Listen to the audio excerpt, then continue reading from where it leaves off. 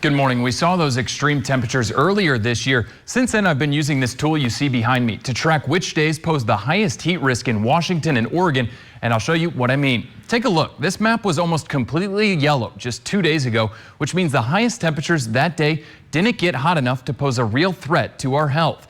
But now check out today's map. The colors quickly switch to oranges and red this afternoon, then red and ultimately purple by the end of the week. The drastic change in colors shows the growing threat of heat-related illnesses each day. The thermometer continues to climb above 102 degrees with little to no relief at night.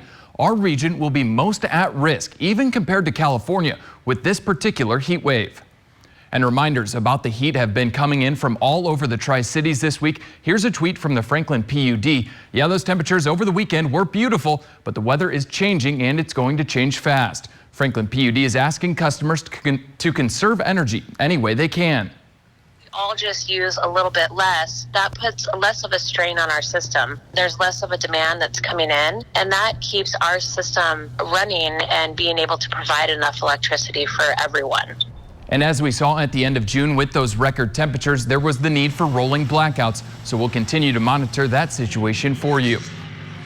And so this brings us to the tips from Franklin PUD. They're providing tips for you. They say between the hours of 5 p.m. and 8 p.m., you should limit the use of your washer and dryer appliances, limit the use of your oven, bump that thermostat up just a few degrees, and close your blinds and curtains to keep the sunlight out of your home.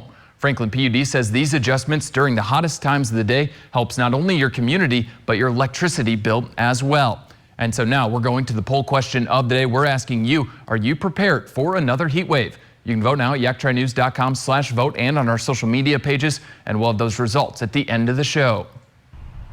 And you might not be working in these extreme temperatures, but there are plenty of people that will be working outside.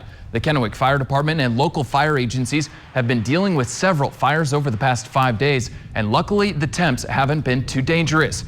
But as temperatures rise, Kennewick Fire Chief Chad Michael is asking you to think about the first responders who are out protecting our community. I think everybody probably knows that it does have an impact, but what might not be obvious is, unlike the short sleeves that I'm wearing right now, when we're wearing those heavy coats in those pants, our skin doesn't breathe. We sweat, and that's all contained inside, so our core temperature raises quite a bit, and it becomes very taxing on our firefighters. So it's important that we do what we call rehab them. We rest them more frequently, and that really requires that we bring in more resources.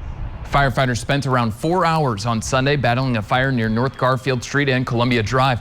Thanks to their automatic aid partners in Richland, Pasco, and Benton County, the firefighters can work in shifts and stay hydrated in times like these. But it's still not an easy task to be in the extreme heat and put in hours of hard work.